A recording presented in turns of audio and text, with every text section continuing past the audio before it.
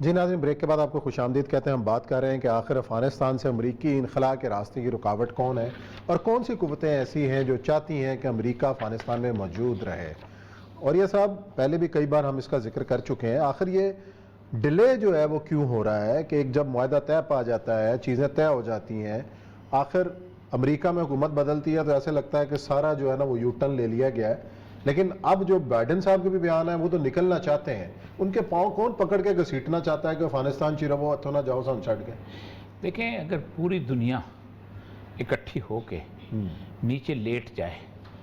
اور اس کے پاؤں سے لپٹ جائے تو امریکہ نہیں رکے گا، وہ نہیں رکے گا، نہیں رکے گا۔ یہ طے ہو چکی ہوئی ہے بات، انہوں نے بڑے کنسرن طریقے سے طے کی، اور یہ آج سے 2-2.5 سال پہلے جب انہوں نے مذاکرات شروع کیے تھے، سوان صاحب مجھے پتا ہوتا ہے کہ میرے گھر میں میری اولاد، میرے بچے، میرا نوکر، میرے لوگ کس کوالٹی کے ہیں اور میں نے کس سے کیا کام لینا۔ صحیح۔ اسی طرح جس نے دکانداری بنائی ہوتی ہے اس کو پتا ہوتا ہے کہ کس کی اوقات کتنی ہے۔ امریکنز جس وقت افغانستان میں 2001 میں آئے تھے تو امریکنز نے 2002 کے اینڈ تک یہ اندازہ لگا لیا تھا کہ کون ہمارے ساتھ وفاداری کر سکتا ہے کون نہیں، اور کتنی وفاداری کر سکتا ہے اور اس کی اوقات کتنی ہے۔ صحیح۔ حامد کرزئی نے ایک دفعہ کھڑے ہو کے کہا کہ ہم افغانستان اور یہ اور وہ اس طرح کی بات ہے، تو اس وقت جارج ڈبلیو بش ہوتا تھا، اس نے کوئی بات کی، بیان دیا کسی ڈرون حملے کے وطن، تو اس نے کہا آج اگر ہم ریڈ زون سے امریکن فورسز وڈرا کر لیں تو تمہاری بوٹیاں تک نہ ملیں یہاں، تم پتہ نہیں کیا سمجھتے ہو اور کیا چیز۔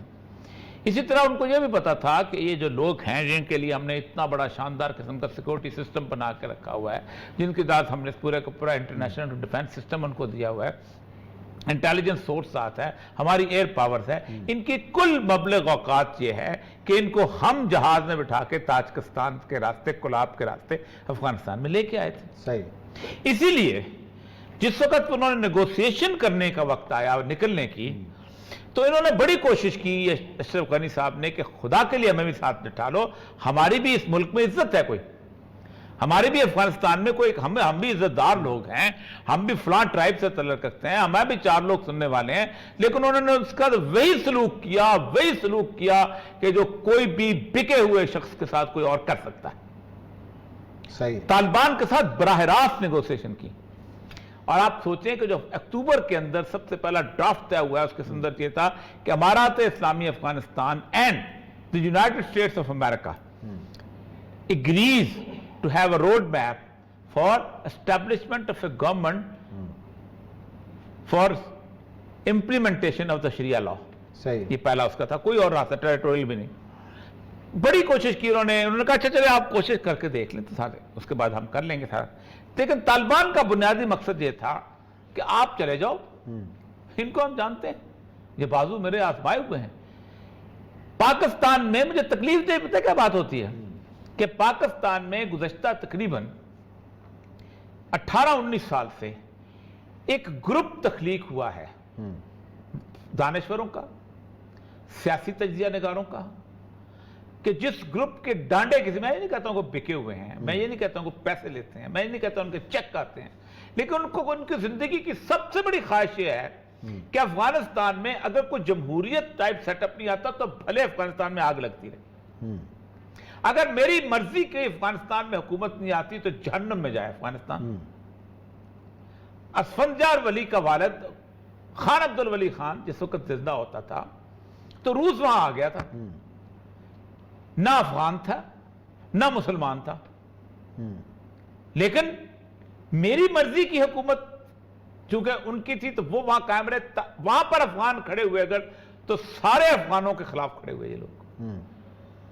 پھر روس چلا گیا، پھر وہاں ان کے افغان آ گئے، لڑنا شروع ہو گئے، کچھ یہ خاموش رہ گئے، کچھ پھر طالبان ان کے اپنے آ گئے، تب انہوں نے کہا کہ یہ کیا آ گیا، پھر طالبان پہ امریکہ آ گیا تو انہوں نے کہا امریکہ ٹھیک ہے، بے شک وہ افغان نہیں ہے، پشتو نہیں بولتا، کچھ نہیں بولتا، انہوں نے ان کا ساتھ دیا۔ اسی طرح کل میں ایک صاحب کو سن رہا تھا، وہ کہتے تھے کہ جب افغانستان میں جب امریکہ چلا گیا تو وہاں خانہ جنگی ہو جائے گی، امریکہ یہ میرے سامنے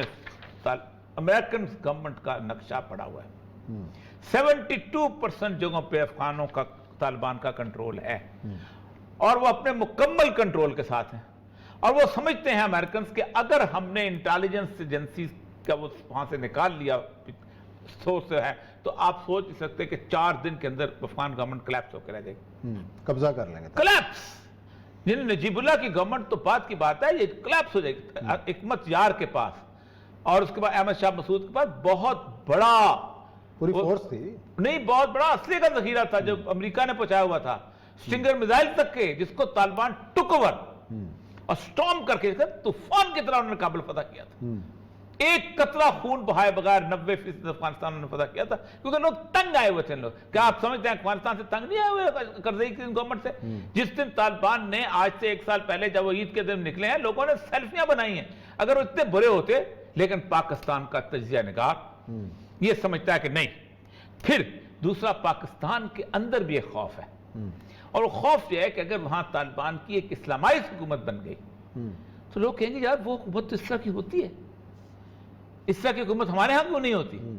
اور یہ خوف اس وقت میں نے اپنی آنکھوں سے دیکھا ہے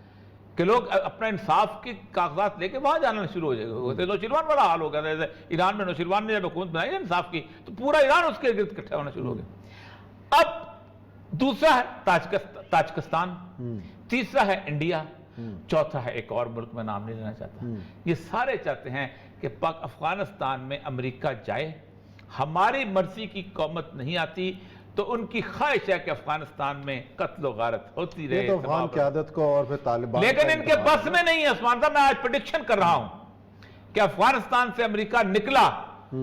تو جہاں سے جہازوں پہ بیٹھ کے بھاگنے والوں کی تعداد اتنی زیادہ ہوگی، پاکستان بھاگنے والوں کی نہیں، جرمنی بھاگنے والوں کی، امریکہ بھاگنے والوں کی، انگلینڈ بھاگنے والوں کی، اتنی یہ سارے لوگ جو ہیں یہ بھاگ جائیں گے۔ چلیں جی دیکھتے ہیں کیا ہوتا ہے افغانستان میں، اللہ کرے کہ امن ہو اور ایک اچھی حکومت وہاں پہ قائم ہو۔ یہاں لیتے ہیں بریک کے بعد آئیں گے اور ایک اور اہم انکشاف جو کینیڈا میں ہوا، آخری نسل کشی کس نے کی، کون ذمہ دار ہے، اس پہ کریں گے بات بریک کے بعد۔ قومت نہیں آتی تو ان کی خواہش ہے کہ افغانستان میں قتل و غارت ہوتی رہے، یہ تو افغان قیادت کو اور پھر طالبان، لیکن ان کے بس میں نہیں ہے عثمان صاحب۔ میں آج پریڈکشن کر رہا ہوں کہ افغانستان سے امریکہ نکلا تو جہاں سے جہازوں پہ بیٹھ کے بھاگنے والوں کی تعداد اتنی زیادہ ہوگی، پاکستان بھاگنے والوں کی نہیں، جرمنی بھاگنے والوں کی، امریکہ بھاگنے والوں کی، انگلینڈ بھاگنے والوں کی، اتنی یہ سارے لوگ جو ہیں یہ بھاگ جائیں گے۔ چلیں جی دیکھتے ہیں کیا ہوتا ہے افغانستان میں، اللہ کرے کہ امن ہو اور ایک اچھی حکومت وہاں پہ قائم ہو۔ یہاں لیتے ہیں بریک کے بعد آئیں گے اور ایک اور اہم انکشاف جو کینیڈا میں ہوا، آخری نسل کشی کس نے کی، کون ذمہ دار ہے، اس پہ کریں گے بات بریک کے بعد۔